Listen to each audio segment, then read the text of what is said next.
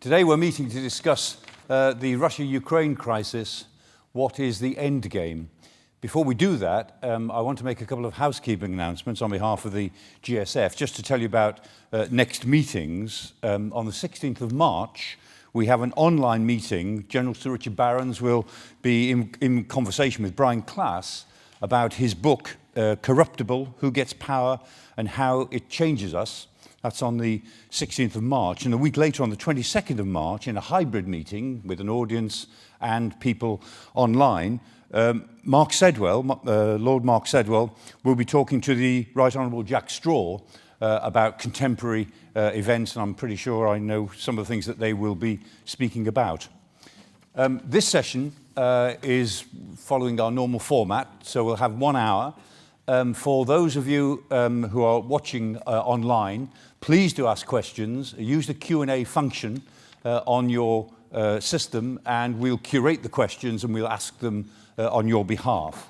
This session is being recorded, and you can, of course, see it on YouTube, which is on www.globalsecurityforum.org. That's all one word, globalsecurityforum.org. It'll be on there.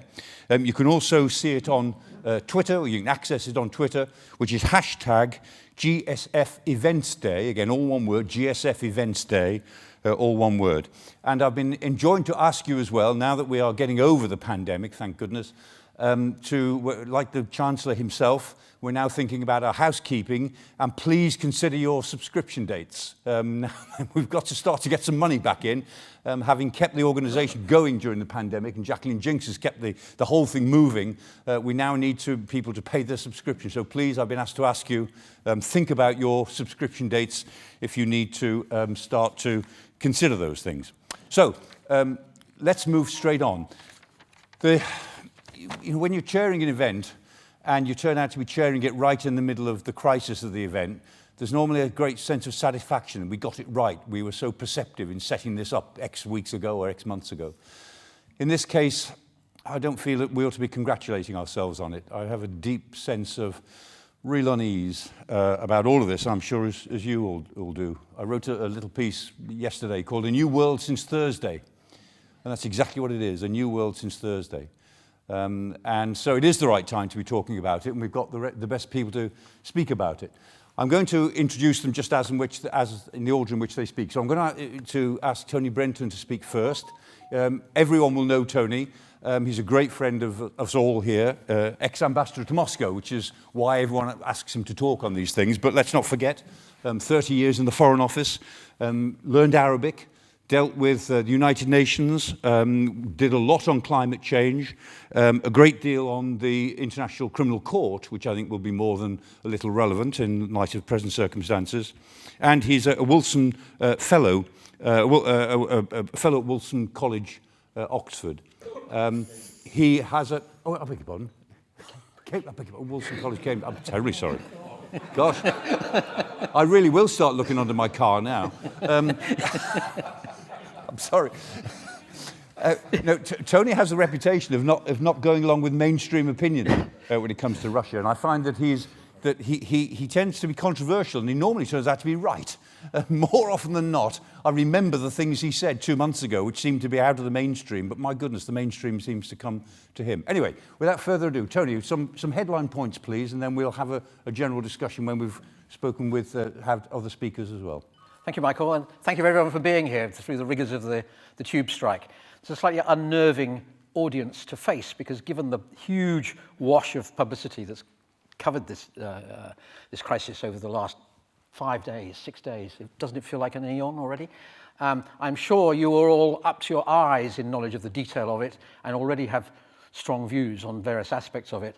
So I need to be quite cautious as to what I expose myself to. So what I'm going to do is just whip through 6, I think, particularly pertinent aspects of the crisis by way of launching some thought as a background for our discussion that follows. First, on the background of the crisis, which in a way looks as if it goes back a long way. Russia has been arguing with the West that the West is paying insufficient attention to Russia's security concerns since the mid-1990s, actually, and with that particularly focused on the expansion of NATO. The West to put it brutally, having made various, no promises, there was no promise, but having made various moves and created institutions and things which implied that they were going to go slow on expanding NATO, then went ahead and ignored the Russians and did it anyway, added 14 member states to NATO. NATO is now close to 1 billion people population base, to the growing fear and exasperation of the Russians. Now that looks like the origin, and that's how the discussion of the crisis began, but actually I'm pretty clear that as Putin has progressed his thinking on this, it has come to focus much more on a related but very different subject, which is Ukraine. And Ukraine as a Slavic brother of Russia, as a country which ought to be in the Slavic inner brotherhood of Belarus, Ukraine, and Russia. And if you watch Putin's presentation on this, the security issue, still there, still in the background, all of that, but Ukraine has loomed more and more centrally. And while, you could say, well, the Russians did have some slight excuse for intervening vigorously in Ukraine, given the fact that the West was paying no attention any other way to their security concerns, there's obviously no defense at all for an invasion which is actually a war of conquest on an independent democratic nation next door. So that's the first point. The background is that the basis of the argument has changed, and that's quite important if you think about Putin's attitude going forward. Even if the West said tomorrow, or if the Ukrainians said tomorrow, okay, we'll be neutral, I suspect that doesn't solve the problem or even end the war. Secondly, the war itself, now been going for all of 5 days. And that's worth remembering too, because while the Western press is now full of, well, the Russians are losing, they're obviously doomed, it's all over bar the shouting, my instinct is that in Putin's mind, in the minds of the Russian general staff, this has been okay, they've not done brilliantly in the first 5 days, but this is just the first 5 days. There are people in this room who know better than I do that the Russian military reaction to any sort of setback is to stamp down harder. And I think we're already beginning to see that, and there's going to be a very nasty sequence of events now, while, as I suspect will happen, the Russians will prevail on the battlefield. I could be wrong. It could still go horribly wrong in all sorts of ways. Or the Russians may decide, but I think it's very unlikely that it's worth making peace while you're ahead. But my guess is they're going to win the war, but that doesn't solve the problem for them, because winning the war is going to be significantly easier than winning the subsequent peace. As I look at it, they're going to be landed with, well, they'll replace Zelensky and his government, fascist and drug addict, as Putin has now described him, and they'll do what they can, and there'll be a fixed referenda and all of that sort of stuff. But actually maintaining control on Europe's second largest country, 43 million people population, no doubt with surreptitious supplies from the CIA, MI6, what have you, is going to be a long-term. Well, the best way to describe it is the neuralgic memory of Russia is Afghanistan, which they lost in a long, unwinnable guerrilla war in Afghanistan. And that memory, it seems to me, is coming back strongly for Russia. And what it points to is ultimate failure for the Russian campaign, even if they succeed in the first round. Talleyrand, the Baron Talleyrand, once observed one of the more egregious things that Napoleon did. This is worse than a crime, it's a mistake. And I think that's exactly right as a description of the operation that Putin has now launched in Ukraine. My third point, the state of Russian popular opinion. We've all seen the queues at the cash points and all of that there. And again, you read a lot of confident press about how the Russian people are going to turn against him. That I doubt. The Russian people are a pretty, what's the word I'm looking for here? Inertial lump in any case. They still have quite strong reasons to thank Putin for what has been quite a stable, proud moment in their history, and they're not going to abandon him very quickly. They fear what will follow him. So I think the Russian people as a whole, I mean the young and the educated and so on, have already broken with. The Russian people as a whole still have quite a lot of patience left in them for Putin. I cannot say the same about the Russian elite. Very striking was those television shots of Putin's Security Council being bullied to go up to the lectern and say how strongly they supported Putin's invasion plan.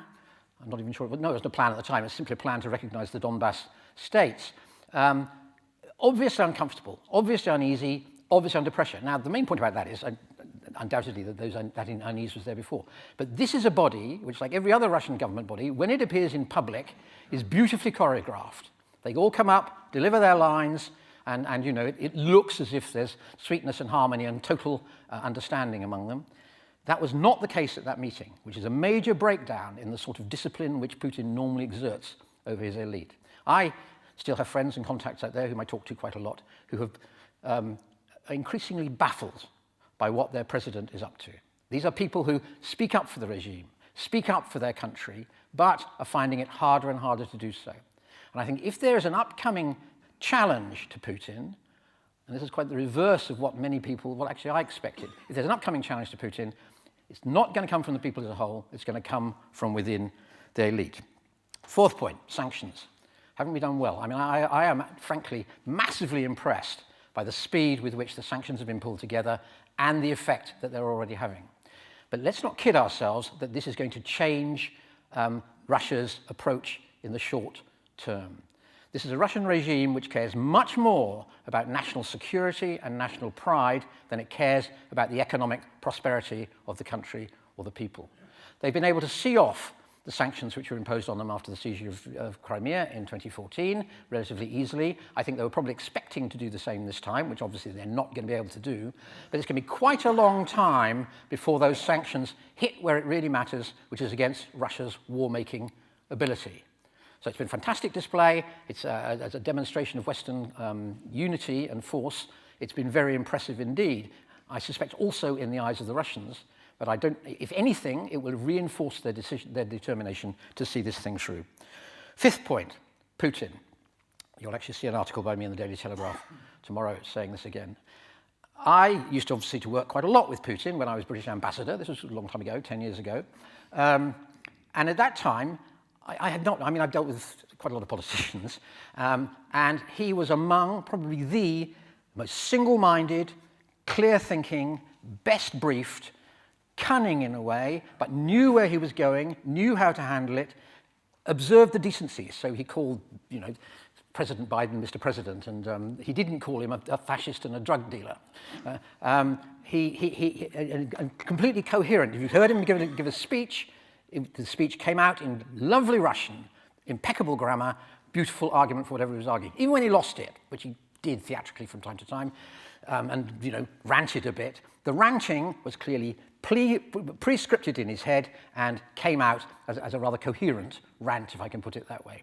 If you watched his performance on television on just before, again, the day that the recognition of the Donbass states was announced, which went on for an hour, it was a rambling stream of consciousness about Ukraine and how it really ought to be part of Russia and all of that.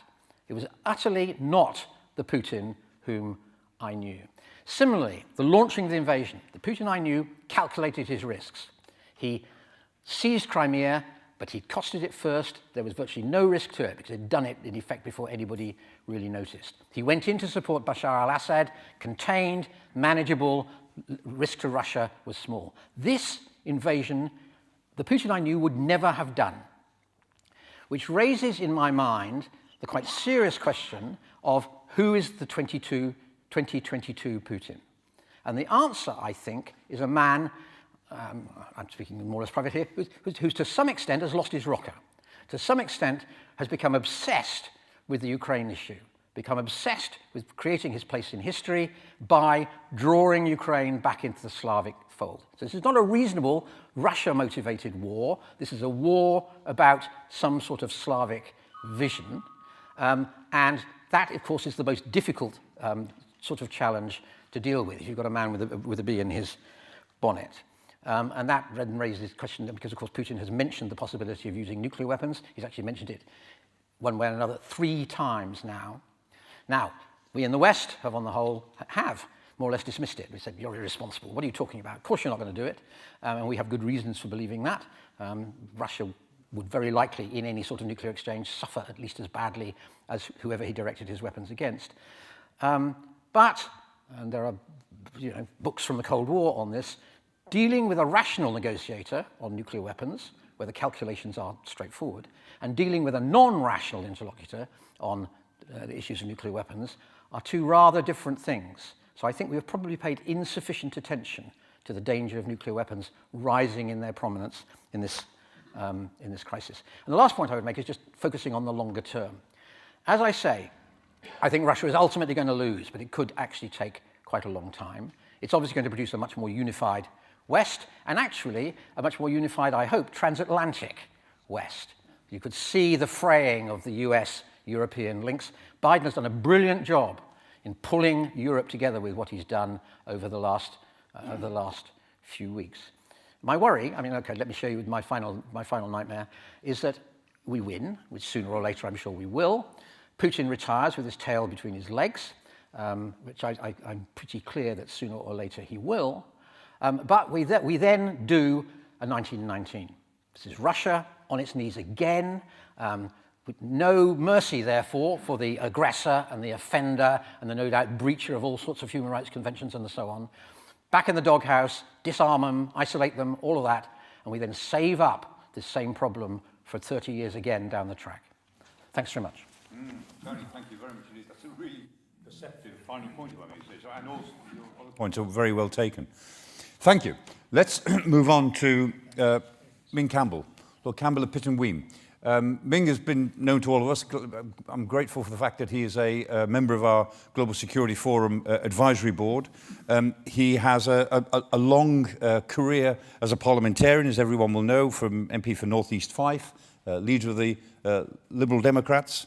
He has led the UK delegation, less well known, to the NATO Parliamentary Assembly, and also has been Vice President of that Assembly. The NATO Parliamentary Assembly does a lot of work that people don't realise, which turns out to be extremely important between the parliamentarians of NATO countries.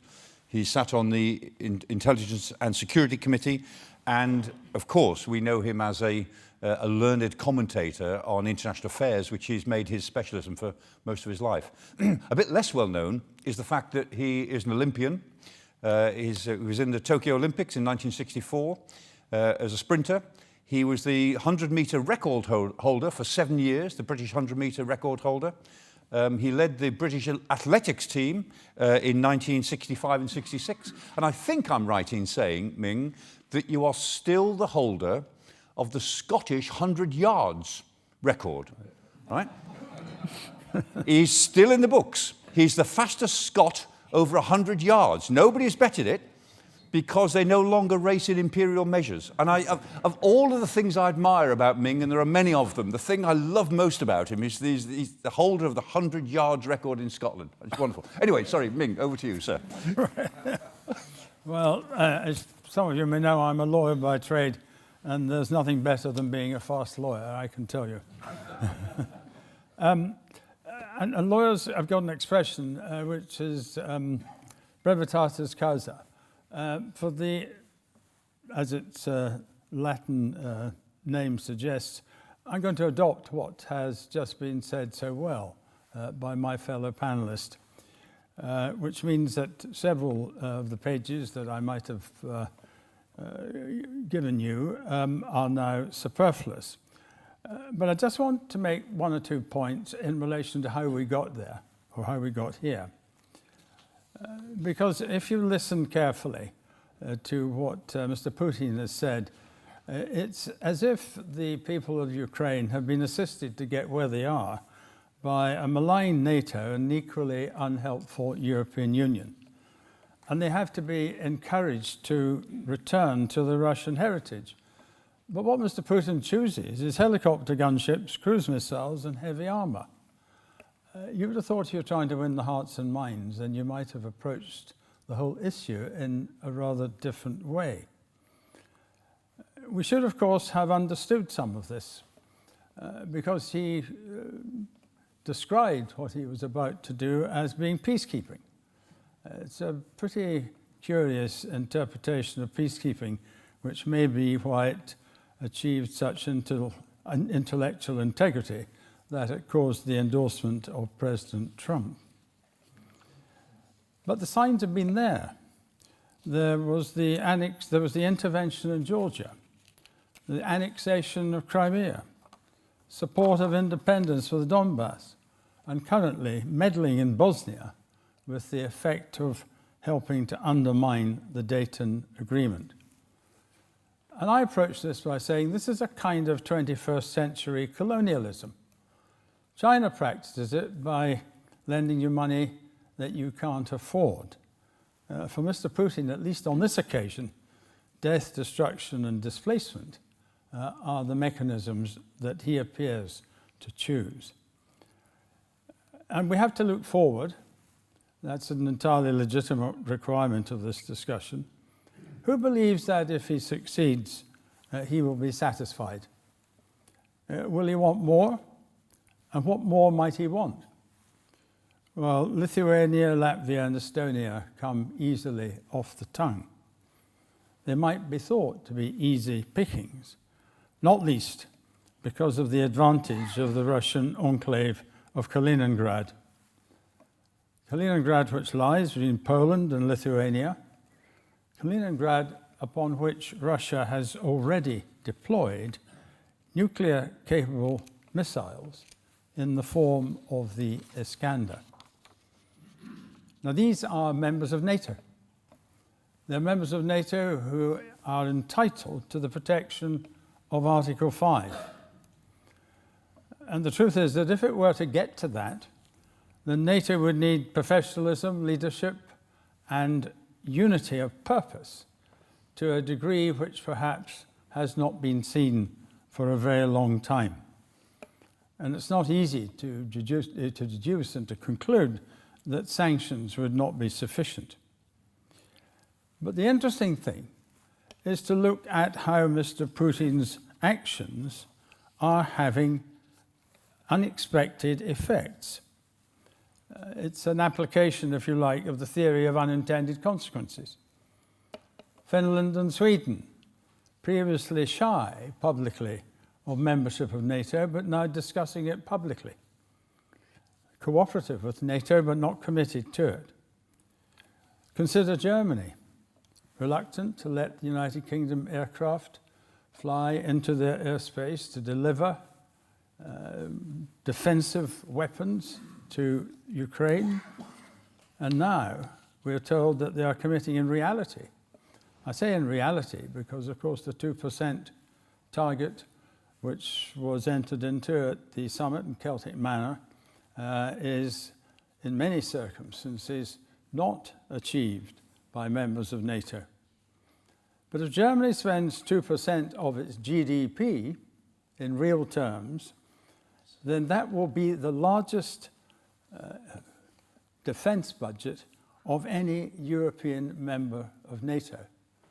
And there are some with long memories who are a little uncomfortable with the notion of Germany having a large defense budget of that kind. And it's quite right that that policy change on the part of Germany will cement the transatlantic relationship. Because if President Trump had something worthwhile saying about NATO, it was surely that we were getting defense here on this side of the Atlantic on the cheap. And if Germany now steps up to the mark with the consequence to which I've described to you, then that undoubtedly will help to cement the relationship. Consider, too, the European Union spending money on armaments for Ukraine. Think about that as a possibility. If you said that 6 weeks ago, people simply wouldn't have believed you, because the discussion within the European Union, to some extent, launched by Mr. Macron's electoral ambitions, has been the extent to which the European Union should have a defense identity. These are very significant changes. They are changes which we cannot, for the moment at least, estimate their impact. But the one thought with which I would like to leave you is, while I wish I was able to predict a peaceful outcome with the integrity of Ukraine reinforced, while, like others, the bravery of its politicians, its citizens' army, deserve a peaceful outcome with the preservation of integrity. There's one thing that can be said here, and that is that the long-term impact of Putin's adventurism will be felt militarily, in the ways I've just described, politically in respect of the change in attitude of the European Union, economically in respect of the additional defence expenditure, and that will be, I venture to suggest, for years, both in Europe and beyond. These events have created something of a chain reaction. Who would have thought that in the Security Council resolution condemning Russia, China would provide an abstention? First time ever, maybe the last, but the fact that it took place at all is clearly an indication of some kind of, if you like, movement. There were further indications of movement at Murrayfield when I was there on Saturday. One of the shouts that got the biggest roar in decibels was the request by the announcer to say a word about the Ukraine. At Premier football matches, the same thing has happened. All over the world, countries that you might not have expected have been condemnatory of Mr. Putin. What that does to Russia in the long term, I wouldn't like to guess. But I wait, as I'm sure others do too, with some interest on the outcome of the debate now taking place in the General Assembly of the United Nations on a motion which condemns the actions of Russia. That's not the kind of motion which one would have expected perhaps 2 or even 3 years ago to have much chance of being passed. But it appears that it has a very good chance of being passed on this occasion. Mr. Putin wanted to be remembered in history.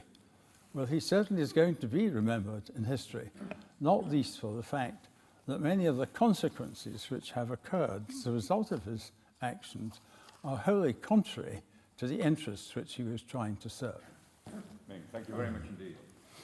Let's move finally to Susan Eisenhower. Susan is, I'm very glad to say, an international member of our Global Security Forum Advisory Board, and she's CEO and chairman of the Eisenhower Group. She's also Emeritus chair of the Eisenhower Institute. Many of you will know her publications. She's written about her remarkable family. I have to say, her writing about her family is very moving and very affecting, I find. I haven't read the latest one, How Ike Led. It came out about a year ago, I think, but I certainly will.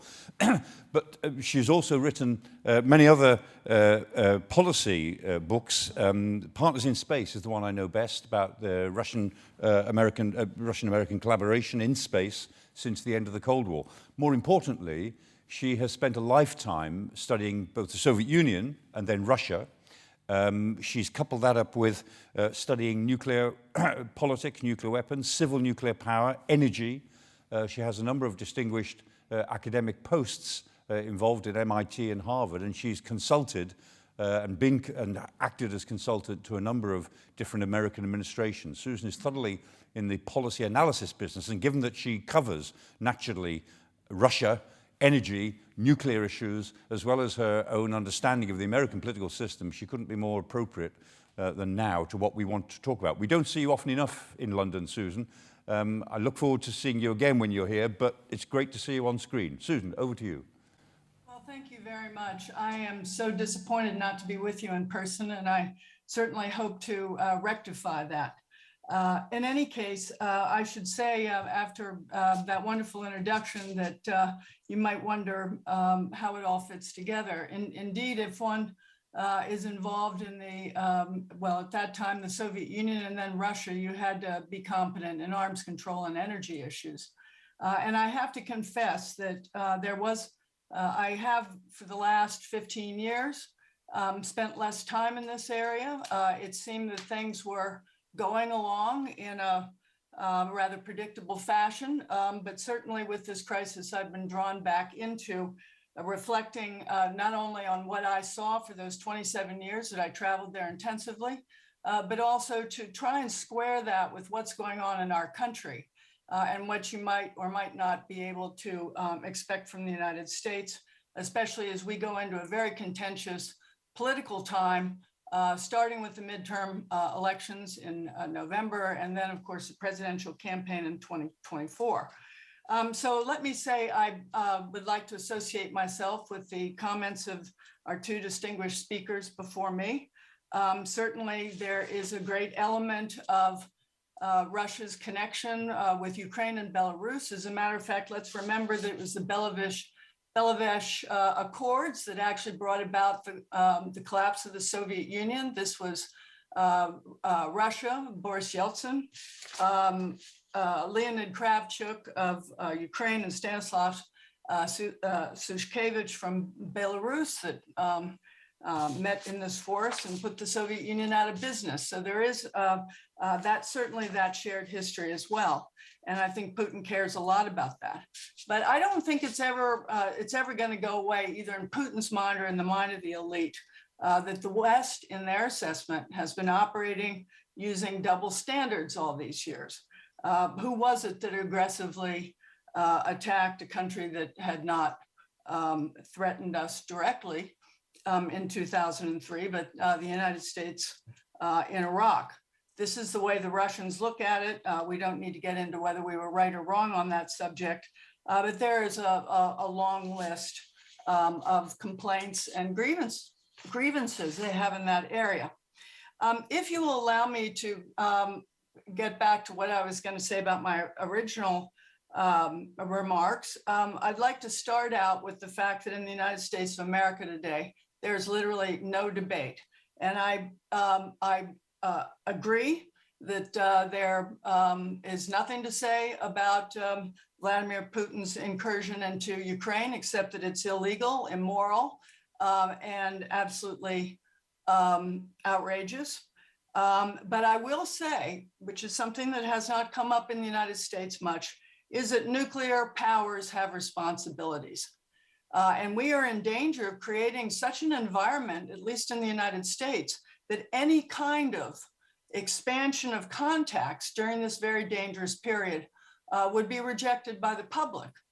I'd like to say that again, nuclear powers have responsibilities. The second area I'd like to really underscore, because I'm rather obsessed by it actually, is the idea of taking the longer view. And I think one of our, maybe it was Ambassador Brenton who mentioned what's going to happen after Putin ultimately loses. And I think that is a very, very pertinent issue. So if you will allow me a little down memory lane here, there was a group of us, and putting NATO's virtues aside, because we all are supporters of NATO, but many people don't realize how this got started in the United States. Only months before Bill Clinton's 1996 election, he went to the Polish-American Club in Chicago and announced that we would be expanding NATO. This, of course, brought about a modest debate in the United States, but then finally, as consideration was being given to amending the Washington Treaty, a number of us, that was 50 altogether, extraordinary bipartisan commission. I was one of the signers of this open letter, wrote to the president and made a different suggestion instead. And if you will permit me here to share this with you, I think people might find it interesting. 25 years ago, on June 26, 1997, dear Mr. President, we, the undersigned, believe that the current US-led effort to expand NATO, the focus of the recent Helsinki and Paris summits, is a policy error of historic proportions. We believe that NATO expansion will decrease Allied security and unsettle European stability for the following reasons.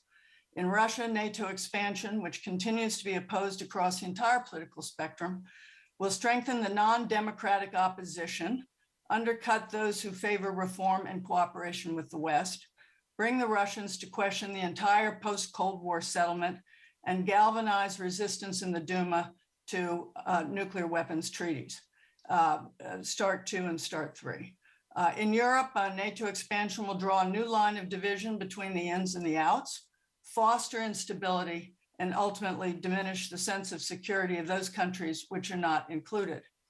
In NATO expansion, which the alliance has indicated is open-ended, will inevitably degrade NATO's ability to carry out its primary mission and will involve US security guarantees to countries with serious border and national minority problems and unevenly developed systems of democratic government. In the US, NATO expansion will trigger an extended debate over its indeterminate, but certainly high cost, and will call into question the US commitment to the alliance, traditionally and rightly regarded as a centerpiece of US foreign policy. Because of these serious objections, and in the absence of any reason for rapid decision, we strongly urge that the NATO expansion process be suspended while alternative actions are pursued. These include opening the economic and political doors of the European Union to Central and Eastern Europe, developing an enhanced partnership for peace program, supporting a cooperative NATO-Russian relationship, and continuing the arms reduction and transparency process, particularly with respect to nuclear weapons and materials, the major threat to US security with respect to conventional military forces in Europe. Russia does not pose a threat to its Western neighbors, and nations of Central and Eastern Europe is not in danger at the moment. For these reasons and others cited above, we believe that NATO expansion is neither necessary nor desirable, and that this ill-conceived policy can and should be put on hold. This was signed by an extraordinary array of former US ambassadors to the Soviet Union and then Russia. The most interesting signatories, I think, were Paul Nitze and others who had played a very hardline role during the Cold War. And we had a number of senators, but it was left wing, right wing, everybody in between. So the point is that some of those things called it right. Some of those things did not call it right. And yes, we still believe that NATO is a central part of European, and I should say allied security. However, this grievance has to be taken seriously still. Why? Because the Russians have deeply embedded in their culture the idea that they had been swindled. Now, the word swindled is one that was used to me directly by Mikhail Gorbachev when I met with him on a one-on-one meeting, as I was at that time writing for the Washington Post and the LA Times. This was a number of years after the collapse of the Soviet Union. And the word swindled, actually in Russian, the way he used it was to be swindled by a friend. The Warsaw Pact was still in its position, and Russian imagination just was not creative enough to imagine that the Warsaw Pact would collapse, or even the Soviet Union. And they certainly thought that the principle of no eastward expansion was established at that time. As a matter of fact, Gorbachev said to me that he would not have agreed to the unification of Germany had he known that NATO would expand east. So years later, in 2003, I had an extraordinary meeting with Vladimir Putin. I did not ask for the meeting. I was one of 3 people that attended. His office sent an invitation to me while I was in Moscow. And this was at a time when when Putin was in our good graces in Washington and in the West, because he had he was very proud of the fact, he said at this meeting, that he had been the first world leader to call George W. Bush after 9/11. And he went into some detail about what an honor, that was his word, that Russia was able to help the United States with intelligence in our intervention in Afghanistan, maps of Tora Bora, et cetera, et cetera. What did he get for his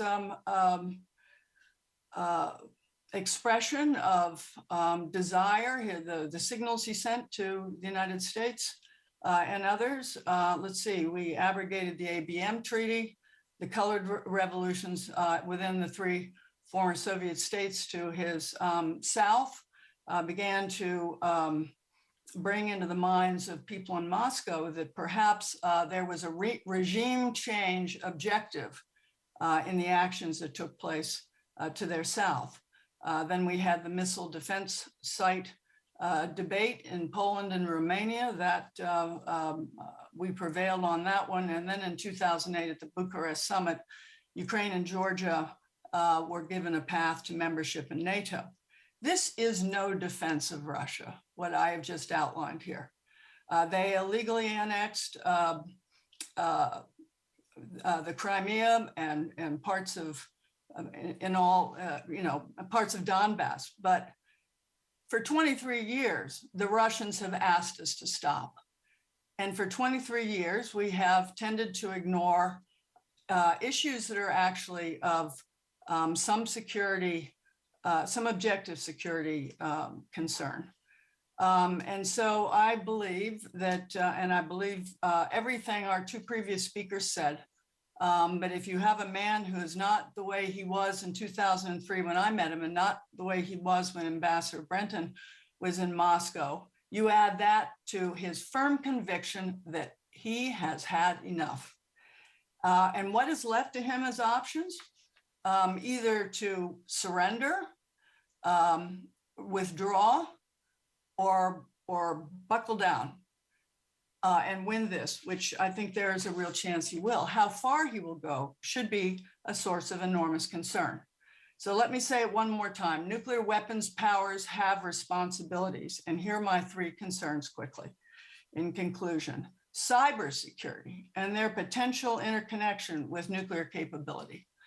I don't know what the situation is, and I apologize for that, in Great Britain, but we have virtually no contact with the Russian Federation anymore at any professional level.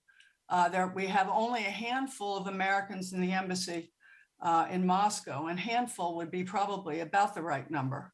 And there are no back channels that existed during the time of the Cuban Missile Crisis, for instance. And I think this is a source of enormous worry. I mean, quite literally, many of us in Washington are losing sleep over the fact that we have no way to reach each other or to be able to get further information from some of our old colleagues about what they see as a scenario shaping up.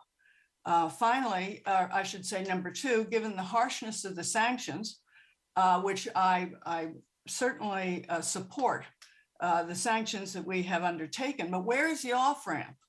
Where are the carrots? I don't see any carrots anywhere. So what is Putin's incentive to do the right thing? We need diplomatic carrots the way it used to be, and the Russians also need to know under what conditions would these sanctions be lifted. We had a sanction in the United States called the Jackson-Vanik sanction that lasted 34 years, long after New Russia had already fulfilled the original terms. So they don't trust us in that regard either. But I think this would be what I'd call responsible diplomacy. And then finally, I'd say no country can be expected to allow its own economic collapse. The Russians are terrified of chaos. This is one reason their system has always produced authoritarians. And Russia will make other arrangements, no matter how much discomfort, no matter how much they dislike what that trade-off will be. And if the West is worried about a rising China, where is the long-haul strategic thinking about Russia's dependence on this shaky friendship? And so I would ask all of my colleagues in Washington and all of my colleagues in Great Britain and elsewhere to remember that nuclear powers have responsibility, and we better start the process right now, some kind of discussion around this kind of situation. If we don't have a deconfliction strategy even in place, I think that things could spin out of control, especially with cyber potential, which could bring with it all kinds of spoofing and the opportunity for others to hide, pretending they're somebody else. This is a deeply dangerous time, and according to some of my colleagues, way more dangerous than some of the other potential nuclear crises we've faced. Finally, let me just say that any good strategist would say, what are we trying to accomplish? And I think it's really us to try and figure out whether we're still trying to build a Europe whole and free, or whether we are trying to smash Russia, finish Russia off. Many people in this country actually think there's something to that and that we ought to be pursuing that objective. But if we still want to build a Europe whole and free, we're going to have to recognize that Russia is a European country. They always have been historically. The largest part of their population lives in Europe. So we have lots of work to do. But when we do it, let's be thinking about the long haul at the same time we resolve this crisis. Thank you. Thank you very much indeed. Yes, nuclear powers have responsibilities, and you remind us that after 25 years, a lot of chickens are coming home to roost here. And we must bear that in mind as we address your strategic question. What do we want? Where do we want to get to with all of this? Right, we don't have very much time. Let's take as many questions as we can. Short and sharp, quick questions, quick answers. Sir? Yes, yes. Yes, there is. Yeah. Stephen Deere, lifelong Russia watcher. To be honest, I'm appalled by Ambassador Eisenhower's stress on the NATO issue. Tony Brenton mentioned it at the start and then pointed out that what we've seen since shows that actually it's Putin's obsession with Ukraine, which seems to be far more important. And also in talking about, NATO didn't go out and tout for members. All the countries that joined NATO joined because they were afraid of Russia. And also to quote President Zelensky, Putin's been going on about his security concerns. What about Ukraine's security concerns? And the idea that we should be offering carrots to the man who is destroying Ukrainian cities and killing Ukrainian civilians for no good reason, I find quite appalling. Why? Why the stress on NATO? Come on, let's look beyond that. It's all very well looking back 25 years. Okay, now we've got to answer. Let me, Tony, do you want a quick one on that? And then Susan, yeah? I agree with Susan that the NATO issue we have mishandled completely through arrogance. And the only thing I will add to what Susan has said, I mean, I maintain that where we are now is much more a result of Putin's obsession with Ukraine than the NATO issue. But on the NATO issue, Margaret Thatcher, this wasn't on NATO specifically, but Margaret Thatcher sent a note to Gorbachev back in 1985 as, perestroika looks like it was going to get going, where she said, "We know that you have as much right to feel secure as we do." She spotted that peace in Europe depends upon all its major powers feeling secure. And it's a huge shame that we have not lived up to those words since. Okay, Susan. Yeah, I just would thank the person who offered the question. Thank you for your comments. I think you may have misunderstood what I was trying to say. I quoted that letter only to say that people were thinking for the long haul. Whether they were right or wrong, we were thinking for the long haul. And yes, I mean, whether we support NATO or not, and I do, we still have to understand how it looks to the other guy. Because if we don't, we may well miscalculate his long-term intentions. Okay. Thank you. Yes, Ukraine deserves to be secure too, but so does Russia. Thank you. Okay, thank you. Let me take a question from our listeners, our watchers out there. So from Baroness Hellick, a question for Lord Campbell. You mentioned Bosnia, Lord Campbell, and Russia's support for the secessionists there. Russia's threatened that, and I quote to Baroness, "Russia will consider Bosnia getting closer to NATO as a hostile act." Now, what do you think we should be doing now to stop Russia opening a second front in the Balkans? We should point to the fact that the Dayton Agreement has produced a level of stability, and that Russia's actions are creating instability, not least because its willingness to support secession, which would torpedo the agreement altogether.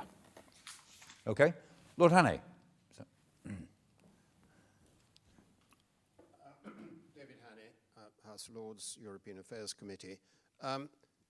Since you all seem to broadly take the view that this crisis is not really about NATO, but is about Putin's attitude towards Ukraine and his fear of a democratic, Western-oriented Ukraine becoming a threat to his regime, that is surely means that the situation is not really soluble, other than on terms which surrender Ukraine into his vassalage.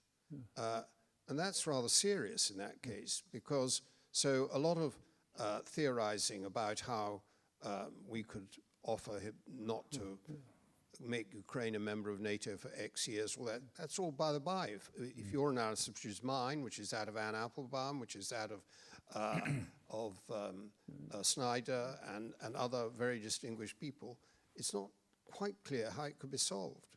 Okay, and David, would you just hand the microphone to Robin Butler? Sorry, look, I thought you had a. Oh, all right, let's take that one then, Tony.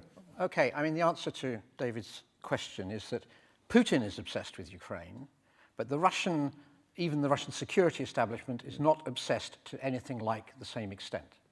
Putin is a key obstacle, or has become a key obstacle, to our solving this problem, and that actually is increasingly visible to contacts of mine in Moscow. But I think that setting Putin aside, big thing to set aside, you can then, and if you can solve the neutrality point about Ukraine, then there's a visible way through. Yeah. There are people on the streets of Moscow and elsewhere protesting against this policy. But if you want to have a window into Putin, remember how he began this. He produced a treaty which we were supposed to sign, which effectively was his treaty, rather than any treaty that the so-called West might have been willing to agree to. I mean, it seems to me that, he was looking for a fight right from the very beginning. Susan, is there a way out for Ukraine in all of this? I mean, can we negotiate, or is there a negotiated settlement of possibility in the present Ukrainian crisis? Well, that is the question, isn't it? But there was a lot of effort put into the Normandy format, the Minsk agreements, and maybe we should, I don't know whether it's too late at this stage, but I do think that the person who asked the question raised a very, very important issue.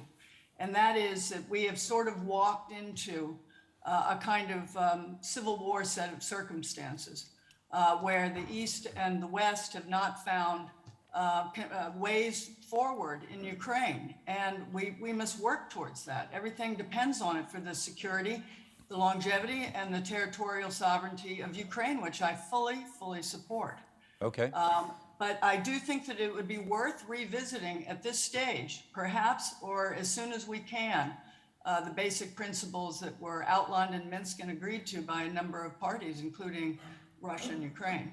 Well, but it's important to read the detail of the Minsk agreements, because effectively they detract from any kind of sovereignty that Ukraine would ever possess. Yeah. In fact, there's a very good piece on it, I think, from one of the think tanks, which demolishes the notion of the Minsk agreement. It was a lousy deal from Ukraine's point of view. Exactly. They were pressured into it, yeah. So can but if I could just add one more thing, let's try some creativity. I mean, this is what I'm calling for, is that things that have already gone before us are already over and there's nothing we can change.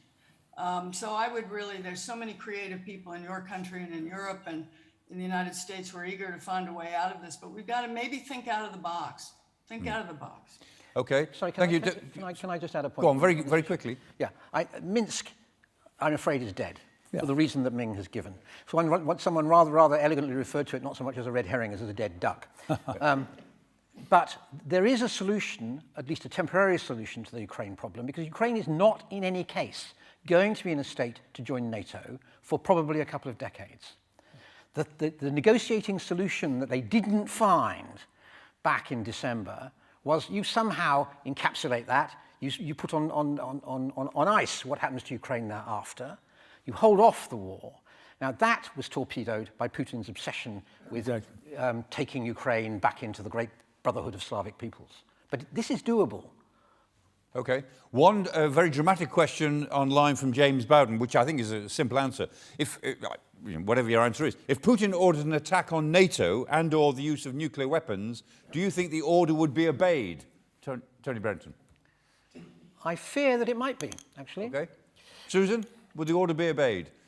I fear it might be too, but the Russians do have I shouldn't say a tradition, but there have been other times when Russian forces have not obeyed orders. Okay. Ming? Well, it's alleged that the Pentagon produced a number of obstacles if the President Trump was so minded to do the same. And I would be surprised if in the Russian hierarchy there weren't obstacles of that kind to be overcome. Okay, Lord Anderson. Michael, you began by referring to the new world. What, in the view of the panel, are the contours, likely contours of that new world? Oh, my God. Oh, an easy question then. Contours of the new world. Go on, Susan. I know you've given this some thought in some of the things that you have written in the last couple of years. Well, I love the question because I think that really is something that at least some of us have to be working on hard. And I think the whole issue of China's relationship to this is absolutely fascinating to be watched, but this is something for private discussion and also an opportunity really to be thinking creatively out of the box and for the long haul. Thank you. Got it. Okay, Ming. I'm tempted to say proportional representation, but perhaps not. Maybe your brave new world. I don't think there has been serious consideration of that. And as has rightly been said, you have to find a role in which China is comfortable with the rest of the world and the world is comfortable with China. At the moment, I don't see much evidence of that being easily achieved. Yeah. Tony. I think without some pretty masterful statesmanship, which we are not seeing a lot of at the moment, the outcome of this crisis is going to be all bad. We're going to end up with, a Russia which we think we put back in its box, but will sooner or later emerge from its box. And we're going to emerge with a substantially enhanced in power China. China is not going to lose. Russia, especially Russia back in its box, is going to fall even further into China's camp, to put it that way. And China, watching the way the West treats Russia, will be even more committed to getting itself out from under the Western threat, shadow, whatever you want to describe it as. And does Russia then become a new sort of North Korea problem for China? Well, in a way, glorified North Korea, an ally who's a real nuisance who they have to support. And the Russians really don't want to be subject to China. They would far rather, they would feel culturally, civilizationally, every way, be far more comfortable with us. But that's getting more and more and more difficult. And we're going to pay a price. Okay. I apologise that we have to end at something of a gallop. But we do have to end. It is 2 o'clock, and I'm sorry, I could see there were lots of questions and other questions from online. But our sessions are from 1 till 2. We have 30 seconds to go until 2 o'clock. So I always believe in starting on time and finishing on time, since that's what the public expects. So thank you all for your attendance here. And thank you, Tony Brenton, Ming Campbell, Susan Eisenhower. It's wonderful to see you online, and thank you for the trouble you've made at a rather ungodly hour to join us. So thank you all very much, and we will see you again on the 16th of March for the next Global Security Forum meeting. Thank you. Good afternoon.